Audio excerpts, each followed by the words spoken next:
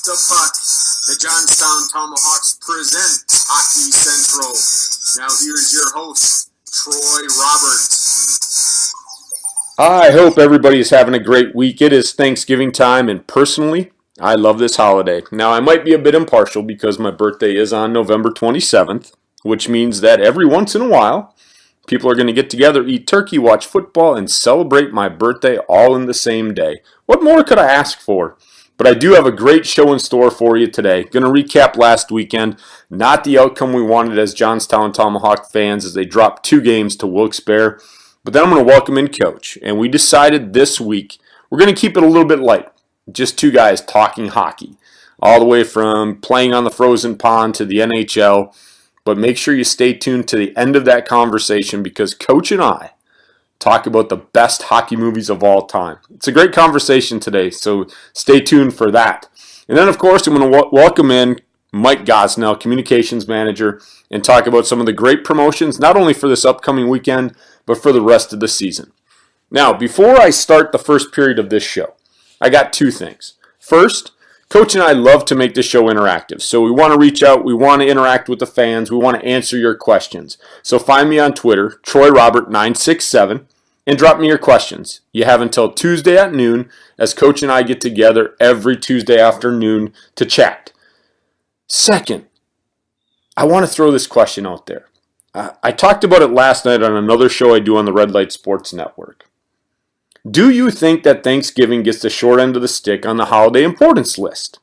I think it does. I mean, you wouldn't even know it's Thanksgiving if you go to Walmart.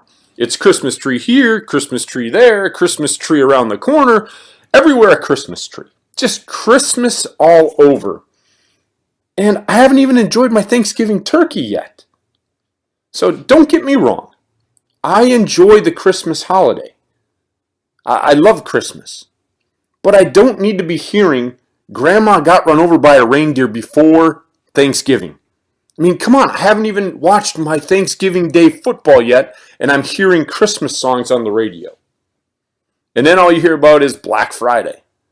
So you got Christmas songs on the radio, Black Friday after Thanksgiving. Oh, in the middle there's this holiday called Thanksgiving. But then again, who am I? I'm just a guy. And maybe I'm old school, and maybe it's just a little beef that I have. I know it's all about the moolah. Thanksgiving's not going to make the retailers money. But, a funny story. I couldn't even find, at Walmart, a place where you can find everything, I couldn't even find a turkey centerpiece. The one with the crepe paper at the bottom and the cardboard turkey head on top that folds out and it's big. And I couldn't find one. Nowhere to be found at all.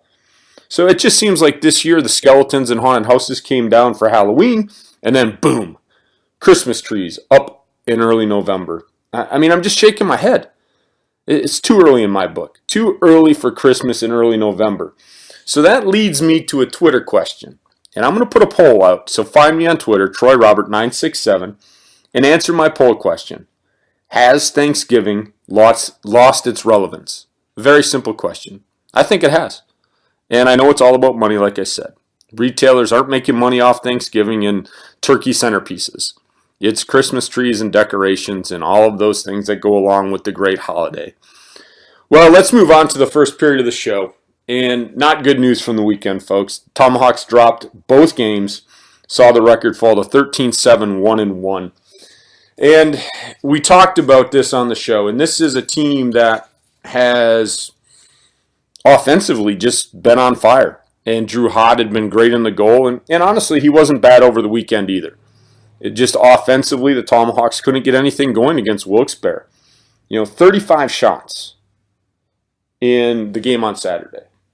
And they couldn't get one in the net. Do you give credit to Wilkes-Barre? Sure. I mean, they had opportunities, 35 shots. So it's not like they weren't creating opportunities. Sometimes the puck just doesn't go in the net. And you go to Friday night, a 3-2 loss. Problem on Friday night is they just got themselves in a hole early. And, couldn't get back out of the hole from a 3-0 deficit. But, you look at these stretches, and as a former coach, your team goes into little stretches, and the season has its up and downs. And right now the Tomahawks just on a little bit of a downside. But you know what? Holiday break coming up. They get Wilkes-Barre again. And this isn't a team that has a ton of offensive talent. They have a great goaltender in Drew Hott. So there's no need to worry about will the Tomahawks bounce back. And talking with Coach the short time that I have, they're going to go to work. They're going to fix things. And like I said, Coach and I today, we're just going to talk about hockey because when you look at the weekend games, it's just one of those series.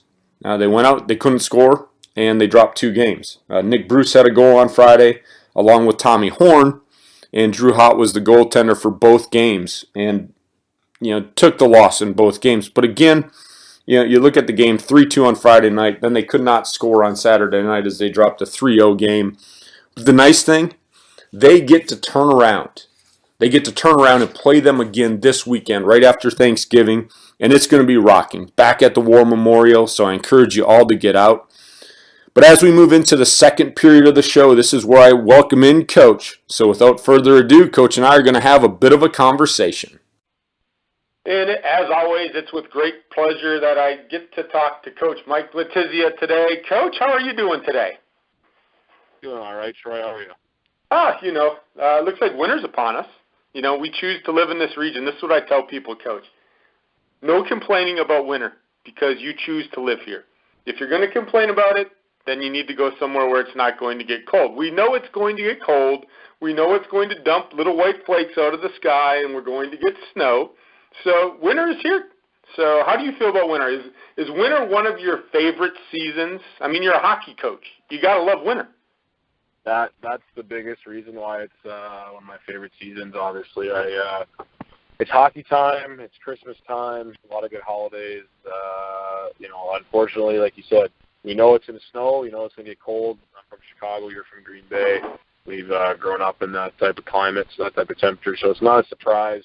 Hockey weather, it's great. There's a lot of other fun times. Summer's great. You get to do a lot of fun things in the summer, but winter is where it's at. Being a hockey guy, that's something I look forward to all the time. So, Coach, I got to ask. Like you said, I'm from Green Bay. You're from Chicago. Is there anything better than getting on a frozen pond and hitting the puck around? Like literally a frozen. Yeah, I mean it's something I probably haven't really done since I was a little kid. But even more than a pond, my aunt's backyard. She used to freeze it. In the winter, my brother and I used to go out and skate a lot, and it was a lot of fun. You just kind of go out there and you can pretend to be whoever you want, be whatever player you want, set up any game you want, and just play the game in its purest form and have some fun and do a lot of different things and just skate, and I think if you look at all the NHL guys, a lot of the NHL guys, that's some of their fondest memories is when they grew up and got to skate on the frozen ponds or backyards or whatever it was, and just to kind of go out and play. At the end of the day, it's hockey's a great game. It's a fun game, and those are some good memories for sure. Yeah, I could not wait until the hockey rink was flooded and frozen where I was from. You saw the boards in the summer, and it wasn't the same. When you looked inside, it was all green grass. You waited until winter, so it was frozen, and you could get out on the ice.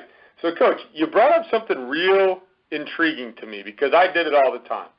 You mentioned when you're little, you get to go out and you get to skate, you get to hit the puck, and you get to imagine that you're your favorite player. So while you were growing up, skating on the frozen pond or backyard, wherever it was, who did you emulate? Who did you pretend to be when you were growing up? It's funny. I was a defenseman growing up. I'm from Chicago. A Chicago Blackhawks fan, but I will actually admit that my favorite player growing up was Steve Yzerman. He was the captain of the Detroit Red Wings. So no way, Coach. You're going against a rival? You pretended to be Yzerman when you're a Blackhawks fan? No way. Oh, I know. I mean, I love Jeremy Roenick. I would say he was like a 1A. I mean, he was one of my favorite players by far. And getting to meet him last year and spend some time with him when he was in town was experience of a lifetime. Unbelievable person. But it's so bizarre that I was my favorite player was the captain of the Blackhawks' biggest rival. And I'll tell you what's funny is then I moved to Michigan to play when I played for the Plymouth Whalers. And when I moved to Michigan is when I actually stopped, I guess, liking the Red Wings or the Maybe not as much Yzerman, and I became that much more of a Blackhawks fan. So it's kind of ironic. But yeah, Yzerman was actually my favorite player growing up. He was such a leader, just a quiet leader. He just went about his business, and he was so clutch and, played through everything, played through every injury, played through every obstacle.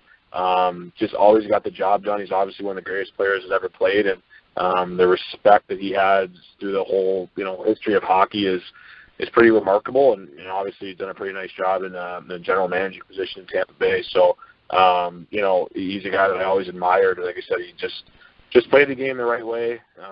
Was very, very well respected, and and then the other, like I said, Jeremy Roenick was probably another guy that just played awesome. And like I said, being a Chicago guy, he was someone that you always looked at and was such a big fan favorite.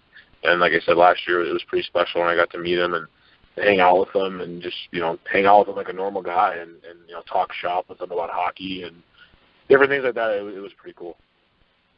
Yeah, and Coach, I want to bring up, I hail from the state of Wisconsin, and it's amazing that Minnesota has a professional hockey team. Illinois, Chicago Blackhawks. Michigan has a professional hockey team. No professional hockey team in Wisconsin. So how do you think I felt growing up in Green Bay? Now, I know it's football, and football's king there, but I love hockey. But I have no home state team to cheer for.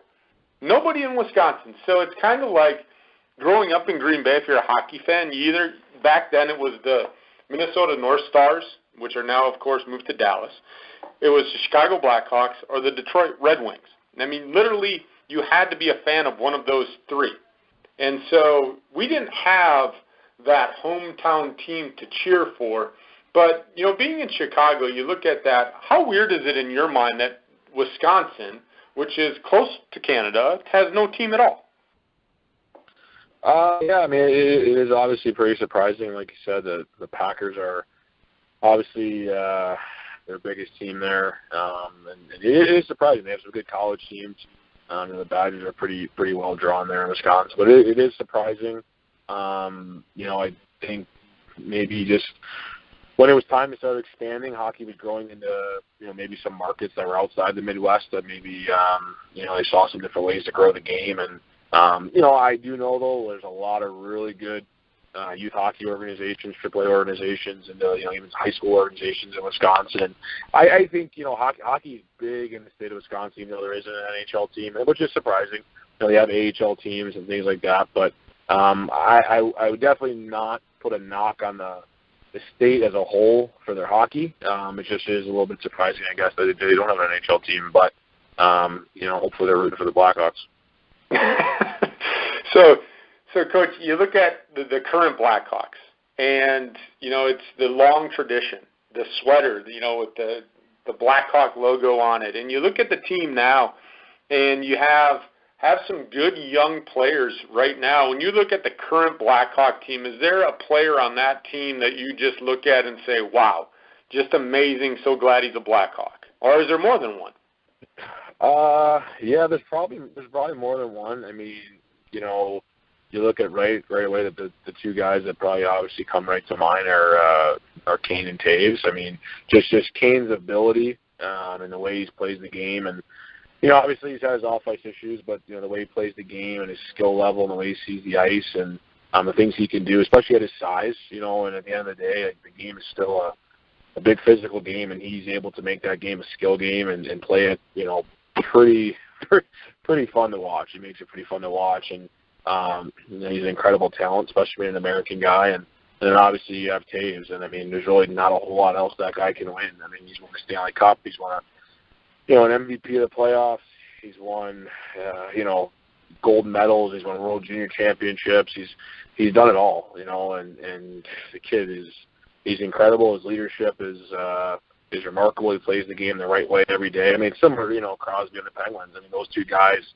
when you look at it and you look at, what your mark is on the game of hockey, and, neither of them are even 30 years old yet, and the track record and the awards they all have, I mean, you got to be kidding me. I mean, it's unbelievable, So those two guys, I would say, are pretty impressive. And then, I mean, I know not a lot of people in Pittsburgh like him anymore, but Marian Hossa, I mean, you just think about what that guy's done inconsistently over the course of his career, and how consistent he's been with offensive production, but how he plays the game 200 feet all the time, you know. And I think he's, I mean, look at his season now, and everybody was pretty much writing him off as being a little bit too old, and look what he's doing. I mean, his production is off the charts right now, and he just plays the game the right way all the time, 200 feet. And, you know, above all, his respect throughout the league is you know, extremely high. And like I said, it's you know, those guys, in my opinion, for three different reasons. You know, you look at those and you just say, wow, and it's obviously a huge reason for that organization's success. Jeff, you bring up Hossa, you know, and to be honest, you look at it, he's not, I don't want to say he's not even 40 yet, but off the top of your head, if you think of him, you think, man, this guy's got to be in his 40s. I mean, he's going to be pushing, I think, 38 in January, but he still brings it. And that brings me, a question for you as a coach. You notice in hockey that there are some guys, and probably not so many, maybe more in baseball, but it's amazing to me, Coach, how guys in hockey, as much stress that gets put into being in shape, that guys can play into their mid-30s to their 40s and still be productive, and not just goalkeepers. Like, there's guys that are on the ice 20 minutes a game that are still in their mid-30s and 40s that are still playing. That amazes me because you're a player, and you look at the conditioning that goes into even a young kid, that these guys that push mid-30s to 40 that are still on the ice and productive, to me, that's an amazing feat. So whether or not you like Hossa or not, you got to give the guy credit because he's still a productive player in his late 30s. Yeah, I mean, the amount of training you have to do now to play this game is unbelievable. You know, back in years ago, it was season ends, you put the bag and the equipment away for the summer, and then you show up to training camp, you know, and try to get in shape. And now it's you take a week off or two, and you're right back in the gym. You're right back working on your game. You know, if you're not focused and who you're supposed to off the ice, you're falling behind. You know, and then that's also taking care of your body and what you put into it and what you do on a daily basis. You know, it all comes together. You know, and like I said, it's there's so many hockey trainers out there right now that are helping the longevity of these guys' careers. You know, and then to be honest with you, though, too. You know, you put all that into it, you put all that aside, and the other part of it is just the heart and the passion that these guys have for the game of hockey and how much they love it. You know what I mean? And I'm not saying that isn't true in other sports. You know, you see these guys that can play for a little bit, but you talk about the wear and tear that goes into these guys' bodies and then the emotional and mental and physical grind that goes on over a course of an 82-game season, you know, plus playoffs. I mean, you could be playing close to 100 games, you know what I mean? And or even over 100 games, you know, and you look at that and you look at the amount of years the guys have these careers and the travel and the commitment they have, and I just think that some of these guys, the Hossas, the Jagers, the Chelioses, I mean, look at the Penguins, you know, Matt Cullen, he's I mean, you know, you don't want to say he's getting up there in age, but for, you know, for athlete standpoint, you know, he's a little bit older, upper 30s, close to 40, and they're still playing. They're still playing a game at a high level, and, you know, like I said, it's a physical training and the approach that you take and obviously, you know, what you do with your body. But at the same time, I think, you know, if you have that heart, that passion, that love for the game, you know, and you still want to do it and you still want to drive yourself to be successful and you're going to tell yourself and your body that you can do it, it's amazing what your body can do for you. Yeah, and you brought up a name there, Coach, you know, and I just throw this out. You talked about Chris Chelios. He's a guy that I admired growing up. I'm a little bit older. I'm in my mid-40s, so Chelios is a guy, you talked about the Good Badger program. He was an old Badger. I went to school at the University of Wisconsin-Whitewater. And for those that have no idea about Wisconsin geography, Coach, you probably do. Madison and Milwaukee, if you draw a straight line right in the middle, there's a little town called Whitewater. It is surrounded by 4 cornfields. That's where I went to school. But the neat thing about that school is it's an hour from Milwaukee and an hour from Madison. And I had the luxury in college to know people that had season tickets for the Badgers, and I would go over to Madison all the time. But Chelios is an old Badger, and he was a guy that when I was in my teens watching this guy play, and we were out there screwing around skating. I was never as good as you, Coach, or even the guys that you coach where I was going to play. Like I said, I got off the ice as a goaltender when the puck came off the ice. But that didn't stop me from skating around shooting the puck. And so, he was the guy that I really liked, and admired watching through the years in the NHL. And you look at it now, Coach, and a lot of times, you look back even now, I guess you would say salary-wise, you're looking at some of these guys, but the NHL has probably always been that league, Coach, where maybe salary-wise, maybe the most underrated of the three major sports when it comes to paying players. But now you're starting to get some superstars, and they're always saying face of the NHL, and the Crosbys, and like you said, the Canes, and now you got Connor McDavid, and that's where I was going with this. What do you think about that young kid, that Connor McDavid up in Edmonton? He looks like he could turn out to be a pretty special player. Absolutely, he is. He's an unbelievable talent. The biggest thing I notice about him when I see highlights is how many plays he can make and the things he can do with the puck at full speed.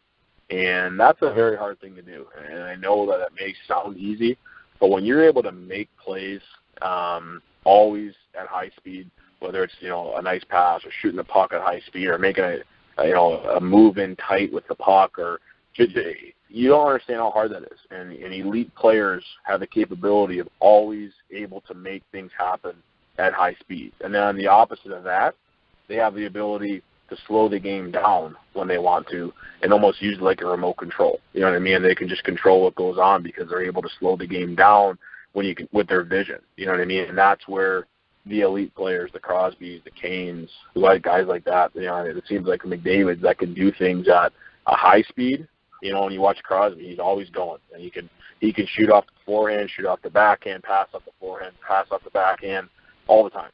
And that's one thing I think is so special about Crosby is the way he can make plays on both sides of the stick at high speeds all the time. You know what I mean? And like I said, it doesn't sound like much, you know what I mean? But when you really think about it, it's a difficult thing to do, to keep yourself going at high speeds all the time, making plays, especially high-end plays that they can make. And McDavid, I think, has definitely an opportunity to be that next superstar in this league. And I mean, Edmonton right now has had a good season, based upon where they've been the last few years.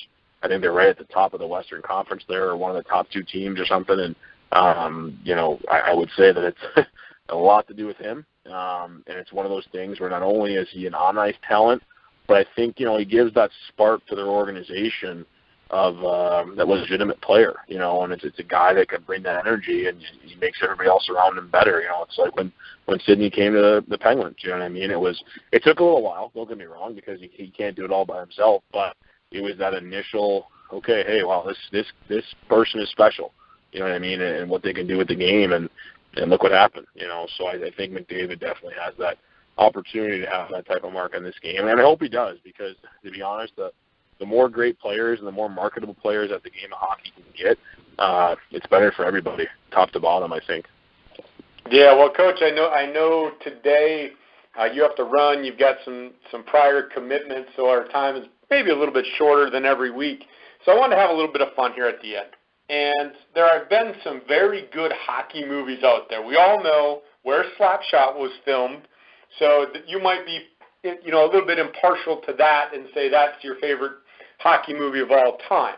But there's been some really good hockey movies that have been made.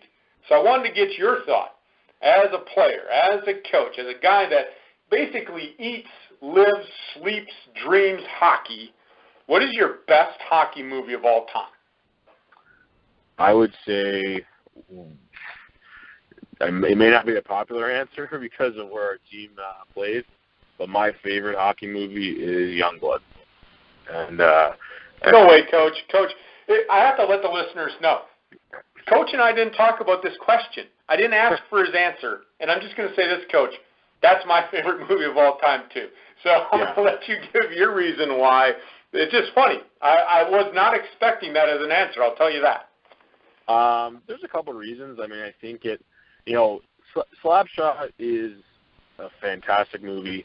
It adds a lot of different genres, or however you want to look at it, aspects to a movie with, obviously the sports part of it, a little bit of comedy, a little bit of, drama, different things like that.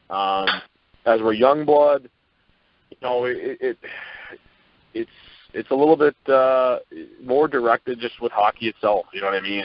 And being a player, an American kid that went over and, I played for an American team in Plymouth, Michigan, but I played in the Ontario Hockey League, so I went to, Canadian Junior Hockey League, and, just seeing some different things like that, you kind of bring back some memories. But obviously, I've seen Youngblood prior to going to play in Plymouth, but that was, kind of depicted some of the hockey things that go on, and those rivalries, and going to Thunder Bay, and the toughness of the game, and just seeing some different things, but ultimately, the team aspect that they had and sticking up for each other, and it's a good movie. Some good actors in it, actually. I mean, you really think about it. I mean, Rob Lowe, Patrick Swayze. There's legitimate actors in there, and it's definitely my favorite hockey movie. And I would actually say that The Miracle is probably 2. And it's a true story, so to speak, movie. But I mean, when you just think about that movie and that moment in sports history, I think the movie does a really good job, obviously, of portraying what happened, and being an American kid, and that 1980 Olympic win was something that catapulted USA Hockey in general, and so that I would say that's probably number 2, and then Slapshot would be number 3. And it's a great movie, but I would say Youngblood, then Miracle, and then Slapshot. Yeah, Coach, like I said, Youngblood, that movie came out when I was in my teens, and like you said, I think it portrays real life. It's like, okay, these are the struggles. This is, it's got the drama, it's got all of those things. And I guess for me, I was like 16 or 17 when it came out. The fighting, the rivalry against somebody else, I guess that's what intrigued me. And again, Slapshot is a great movie. You gotta put up there near the top. But Youngblood, to me, I guess when you have those hormones going as a young teen and as an athlete, you kind of relate to it as having that rival somewhere else on another team, and even within your own team, and all the struggles that go on. Even though again, I was much better at soccer than I was at hockey, but I think I related to it in that sense that this really portrays something that I can relate to. So it was a great movie. But Coach, I know you have prior commitments. Really fun time talking to you today. We stayed away from the hockey talk and made it a little bit light today. And we have a big series coming up this weekend again. And so best of luck this weekend, Coach. And you and I will get together next week. Can't wait to talk to you again. Awesome. Thanks, Troy. Talk to you soon. Talk to you later. Take care. As always, folks, it is my pleasure to end the show talking to Communications Director Mike Gosnell. Mike, I just talked to you about how to say your last name, but how are you doing today, bud? Good. Busy. Getting ready for the upcoming games this weekend, the 25th and the 26th. So a lot of things going on today. Yeah, and we talked about it before, a lot of away games here in the beginning of the season, but now the home schedule has started, and a lot of great things going on promotion-wise for the fans. And then it's always great to come out to War Memorial to see the boys play. But you got a great weekend coming up this weekend, Black and Gold weekend. Tell the fans about that. Yeah, Black and Gold weekend was our first stab at it this year. We're wearing Pittsburgh Black and Gold jerseys this weekend, both Friday the 25th and Saturday the 26th. Fans can pick up these one-of-a-kind jerseys via a silent auction, which will take place during Saturday's game. And we've usually had a lot of success with that. The fans really love our specialty jerseys. I think they're going to get a smile on their face with the ones that we have this year. I'm looking at it actually right now. It's a very nice jersey. We encourage fans to wear their Pittsburgh Steelers, Penguins, Pirates jerseys, whatever Pittsburgh team you support, to the game. It's going to be a fun outing. We're also holding a basket raffle for the Johnstown Sitting Bull sled hockey team. That's going to be in Section 9 in the warehouse area of the War Memorial. So you want to support them as well. It's going to be a fun evening both nights. Wilkes-Barre, Scranton, we owe them a little bit of payback for last week, and our boys will be ready. Yeah, it's one of those things. You don't, as a former coach, you get to turn around, play a team, and like right off the bat, and that's what you want to do. When you take one on the chin, you want to get back and you want to be able to get your revenge. And so we need the fans to go out. We need the fans to support the boys. Go out, be loud, start cheering because it should be a rocking weekend, holiday weekend. Maybe we got some college kids back in town. That would be great. But outside of this weekend, Mike, there's always some great promotions going on. But, let fans know, some of the other things that might be coming up and how to get their tickets for future games. Oh, yeah. December 3rd is our Teddy Bear Toss. We're partnering with a charity called All for Smiles. Fans can read actually about that charity on our website, johnstowntomahawks.com. We're really excited to be partnering with them for the first time this year. And everybody knows what the Teddy Bear Toss is. You bring a new or gently used stuffed animal or teddy bear, and when we score our first goal on that Saturday, December 3rd game, you can toss it onto the ice. We're facing the Northeast Generals. And then December 4th is Nonprofit Day. We are teaming up with the Community Foundation for the Alleghenies. They're bringing in numerous nonprofits, and they're going to be recognized during that game. December 30th, going a little bit in advance here, but December 30th is Resolution Night. And also the Tomahawks calendar giveaway. That is presented by One Main Financial. And then, of course, the 31st, New Year's Eve at the War Memorial. It's a tradition going back to the 80s, presented by the PA Lottery. New Year's Eve home game against the defending Robertson Cup champions, the Fairbanks Ice Dogs. That is also a Tomahawks calendar giveaway as well. So you have 2 nights to get your 2017, I beg your pardon, calendar for the year with a little bit of Tomahawks flavor on it. So we're really excited. We're getting into a stretch of the season now, Troy, where we have a lot of home games, lots of chances to see the boys, make them feel right at home. And in fact, from December to February, we have plenty of home games. We're not on the road a whole lot during that time. So yeah, I know. There's a lot of chances to go out and see them. It's going to be great, and I've talked to you about it too. I'm about an hour away, and so outside of doing this show, with my professional job, I've got to rearrange my schedule. But I can't wait to get down, be in there in person, and watch these guys play. The team this year, a lot of great players. We talked about the character of these players. Not only are they good hockey players, they're good citizens. It's a hometown team, so anybody in the area, make sure you get out and Mike. The teddy bear toss, are you going to be out there cleaning the teddy bears up? I feel bad for all the people that got to go out there and clean them up. They actually have fun doing it. It's a nice little touch that we have, around the holidays. It's doing our part to put smiles on kids' faces. And going back to what you said about the product, I'm sure fans don't hold it against Andy Isle, who was the guest today, that he's a Flyers fan. So he's been putting them in the back of the net for us. I'm sure they're not holding the fact that he's a Flyers fan against them. So, we have a good bunch of guys this year, and I think the fans were impressed with the way they played at our home opener. We had over 7,000 people there for both nights, so we're looking forward to it. We're looking forward to a good year. Like I asked Coach, and I'm not sure if you, when you were growing up, if you played any pond hockey. But we talked about, the frozen days. He grew up in Chicago. I grew up in Green Bay. In that area, frozen ponds and frozen lakes and frozen backyards, that was our hockey time. I don't know if you did any of that. If you did, who did you kind of, emulate growing up? Who did you pretend to be if you played any hockey growing up? Maybe you didn't. I don't know. I don't know. I played hockey growing up, just never on frozen ponds. Not a whole lot of those around here in Johnstown, but when I would play at our local rink, not the War Memorial, but when Planet Ice was open, I usually tried to play as Jaromir Jagr. I know he's still my favorite player to this day. Is he like 100 years old now, or it just seems like he's 45, been around. But who's counting? The guy still gets points, though. The guy gets points. It's amazing. Yeah. And Coach and I talked about that too. These guys in hockey, you really got to respect the guys that are getting a little. And I shouldn't say older. I mean, I'm 46, but these guys that are playing at 40 years old, the amount of conditioning that goes in to keep their bodies in such great shape and be able to produce points at that age is unbelievable. And Jaromir Jagr is just a guy that he was a guy that dominated the NHL for so many years. I mean, just a player that could change a game. So that's awesome. So when you look at it, Mike, so growing up in the area, you're a big Penguins fan then, I would imagine. You would be wrong, actually. Oh, who's your team then? I am a New York Rangers fan. And ironically, I was at the game last night at PPG Paints Arena. Oh, geez, So. Mike. I'm sorry I brought that up. So anybody listening in that's a Penguins fan, don't hold that against Mike. He's still a good guy. Yeah. But the Rangers have a good, solid team this year, Mike. And I They know do.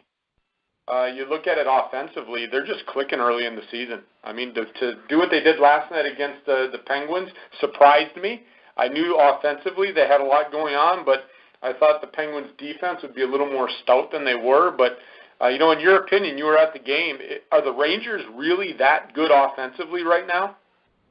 They had a very poor first period last night. And, watching it, they just seemed they couldn't get into their rhythm. But once the intermission was concluded, completely different hockey team. And it's the hockey team that I've watched this year. They look like they're for real. They're really good. They have a lot of forward depth, which helped from last year. They really didn't have much in the way of secondary scoring, and now they get production from all four lines. And, Henrik Lundqvist was not the starter last night.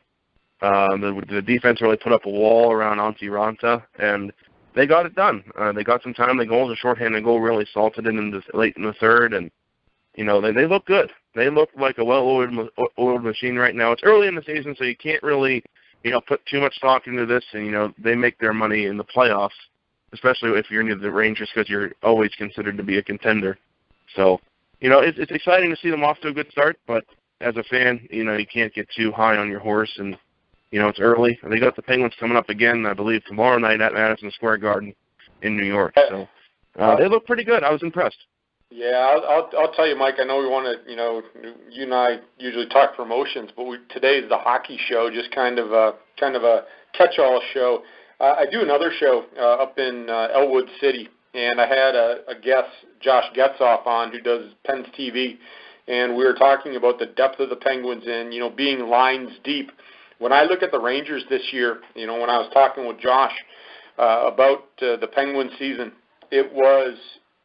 You had to find a team that could skate with the third and fourth lines, and I think the Rangers can do it.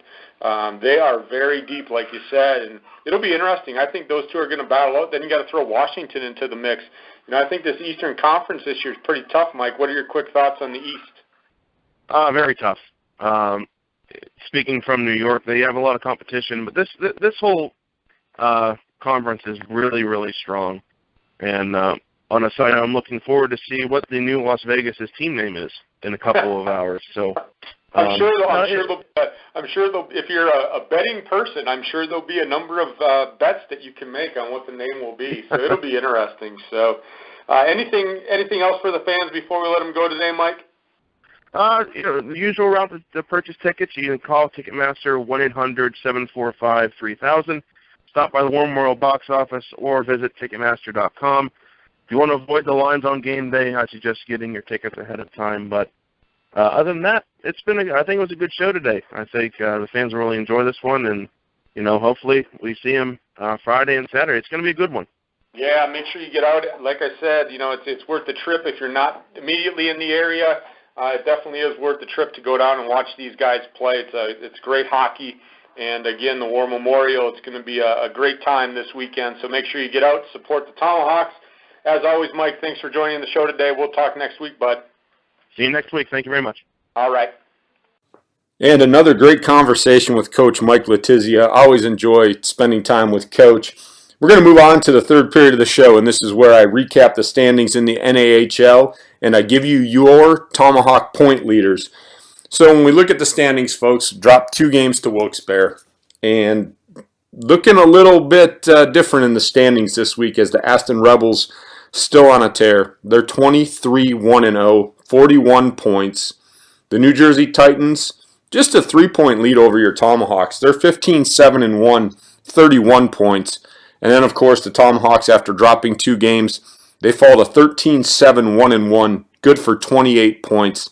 Wilkes-Barre trying to close the gap a little bit, improve the record to 11-12-0-0, 22 points, but again, right back at it this weekend at the War Memorial. As Mike said, make sure you get your tickets, go out, support the team. It's black and gold weekend. And then Northeast, still at the bottom of the barrel, and I think they're going to be there for pretty much the rest of the season. They are still searching for that first win at 0-18-1-0. just 1 point. Now, your scoring leaders, not much change happened over the weekend as only 2 goals were scored. But your top 5 rolls out like this. Dalton Hunter, 11 goals, 12 assists, 23 points. Just such a consistent player. Donovan Ott, he's your goal leader with 12.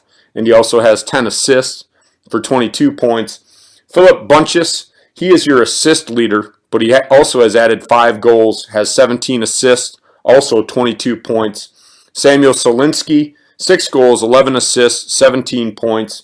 And then rounding out the top 5 is Hayden Rowan, 4 goals, 13 assists, also 17 points.